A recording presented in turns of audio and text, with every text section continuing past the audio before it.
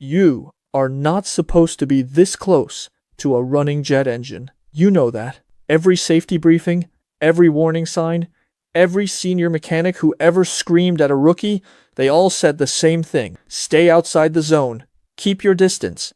Respect the machine. But today, something pulled your attention. A loose panel on the fuselage. A sound that wasn't right.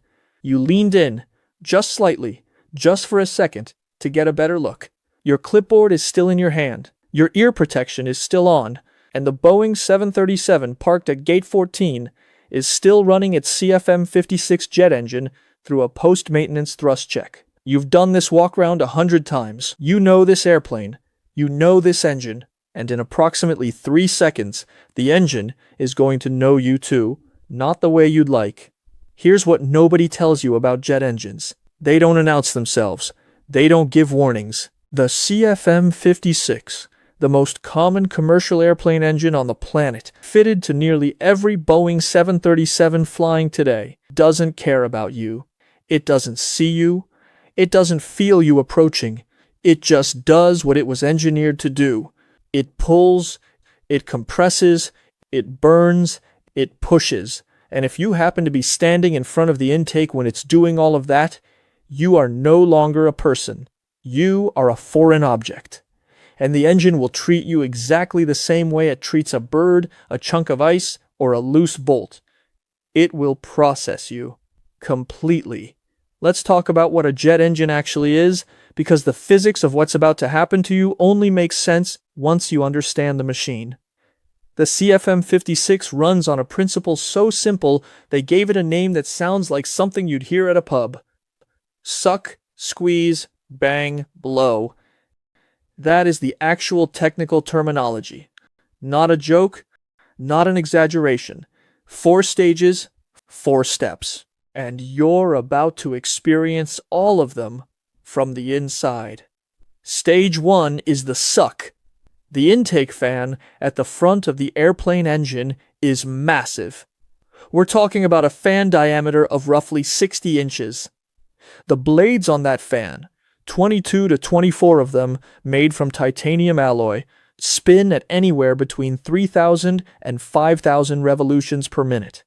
At operational thrust levels, at idle, which is where most ground crew accidents occur, the fan is still spinning fast enough that the blade tips are moving at speeds approaching 500 miles per hour. And the amount of air that intake is pulling in, at idle, somewhere between 300 and 400 pounds of air per second. At full thrust during takeoff, that number climbs past 1,500 pounds per second. The suction zone, the area directly in front of the intake where airflow is strong enough to pull unsecured objects toward the engine, extends roughly 10 to 15 feet from the face of the intake fan. You are currently inside that zone.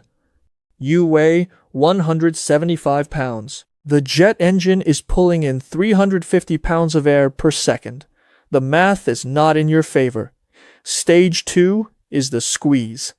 Behind the main intake fan, the CFM56 has multiple stages of compressor blades.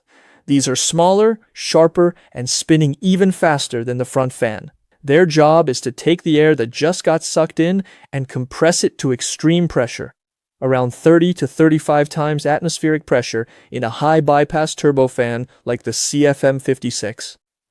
The temperature of that compressed air rises dramatically just from the compression alone, before any fuel even gets involved.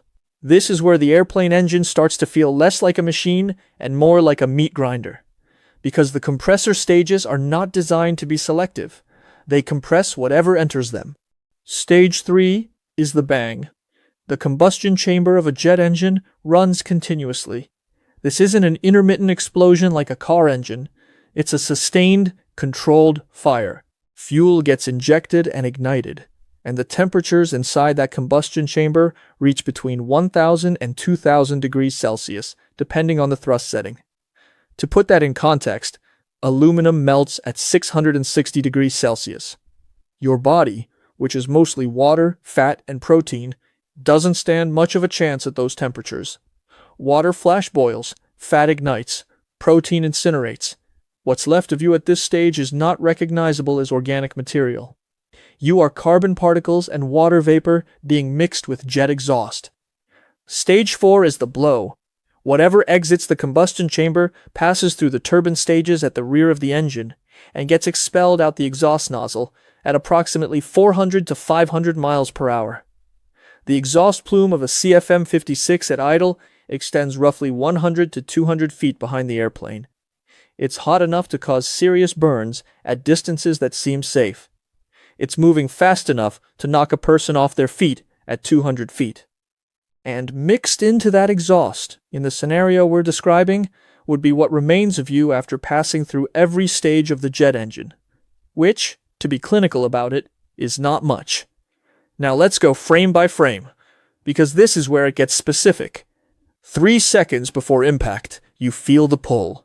This is the moment people who have survived near misses describe as the most disorienting sensation of their lives. It doesn't feel like wind. Wind pushes. This pulls. There's a distinction, and your brain registers it immediately as wrong. The suction from the intake fan grabs at your clothing first. Your jacket billows forward. Your lanyard snaps toward the engine. Your body follows. Your feet are still on the tarmac, but they're sliding, and the friction isn't enough to stop what's happening. You grab for something, the fuselage, the wing, the landing gear strut, but the closest handhold is 3 feet to your left, and the airflow is pulling you straight forward. The noise of the airplane engine is inside your head now, not just in your ears, in your chest, in your teeth. You are moving at 15-20 miles per hour toward the intake of a running CFM56, and you are not doing it voluntarily. 2 seconds before impact, your brain does something interesting. It refuses. Not physiologically, your body is still moving, the intake is still pulling, the physics are unchanged. But cognitively, your mind hits a wall. This doesn't happen. This is a ground crew mechanic's worst nightmare, something they cover in safety training videos, not something that happens on a Tuesday afternoon during a routine post-maintenance check on a Boeing 737. The denial lasts approximately half a second. Then the intake fan is directly in front of you, and denial becomes irrelevant. 1 second, you hit the fan. Let's be precise about what that means. The intake fan blades on a CFM56, those 22 to 24 titanium alloy blades spinning at up to 5,000 revolutions per minute, have blade tip speeds that approach or exceed the speed of sound. 1,000 feet per second, 680 miles per hour. When the first blade makes contact with your body, it is not a collision in the way you think of collisions. You don't get cut. You don't get sliced. The impact force delivered by a single titanium fan blade at those speeds is measured in tons per square inch. Your skeleton, which is engineered by millions of years of evolution to withstand a certain range of forces, encounters a force several orders of magnitude outside that range. Your bones don't break. They don't crack. They are pulverized. Instantly. The blade doesn't slow down when it hits you. The jet engine has a moment of inertia that dwarfs your body weight by orders of magnitude. You slow down, violently. Here is the question that people always ask, and it deserves a real answer. Do you feel it? Probably not. Here's why. Pain signals travel through your nervous system at approximately 120 meters per second.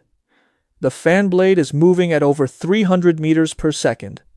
The trauma to your central nervous system, specifically to your brain and spinal cord, happens faster than the pain signals from your peripheral nervous system can reach your brain. Your brain doesn't receive the memo. The trauma ends your consciousness so abruptly that there is no transition, no slow fade, no final image, no life flashing before your eyes. Neuroscientists who study catastrophic trauma describe it as consciousness simply stopping. One moment you are there, registering panic, registering the pull of the intake, registering the deafening roar of the airplane engine. And then you are not there. The lights go out between one frame and the next. What happens after is mechanical. The compressor stages of the CFM56 receive what remains after the intake fan. This is where the jet engine, which is engineered to handle bird strikes, ice ingestion, and small debris at high speeds, processes you the way it processes any other foreign object. Not with malice, not with indifference, just with physics. The compressor blades, smaller, sharper, spinning faster, reduce organic material to its component parts with industrial efficiency. The combustion chamber handles the rest at temperatures that leave nothing recognizable. What exits the exhaust nozzle at 400 to 500 miles per hour is dispersed across the tarmac behind the airplane as a fine aerosolized cloud of carbon compounds and water vapor. The engine is fine. This is the part that's hardest to sit with. The CFM56 that just processed you does not register the event as damage. Jet engines are designed and certified to handle FOD, foreign object damage, without catastrophic failure. A ground crew mechanic who stepped too close to the intake. The engine runs a self-diagnostic. The technicians who respond to the incident will do a borescope inspection of every compressor stage, every turbine blade, every section of the combustion chamber. They will find carbon scoring. They will find heat discoloration. They will find organic residue in the compressor blade roots that requires cleaning.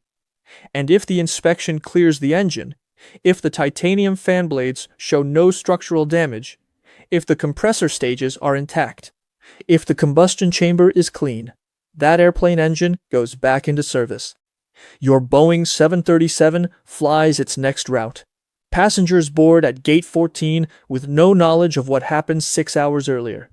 You are now a report, an FAA incident report, an OSHA investigation file, a case study in ground crew safety briefings at airports across the country. New warning signs get posted.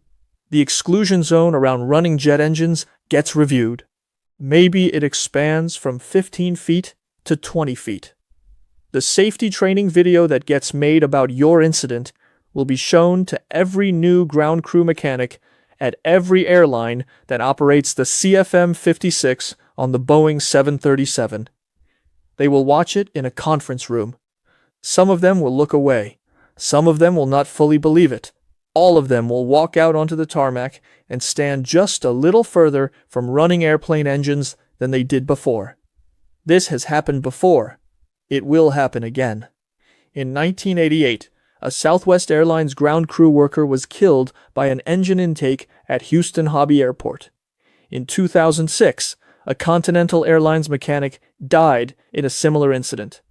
In each case, the circumstances were mundane, not recklessness, not stupidity, a distraction, a step in the wrong direction, a moment of normal human inattention in an environment that does not tolerate normal human inattention. It does not make exceptions for experience or competence or intention. The intake fan pulls, the compressor squeezes, the combustion chamber burns, the exhaust blows. Modern airports run what they call FOD walks before flight operations.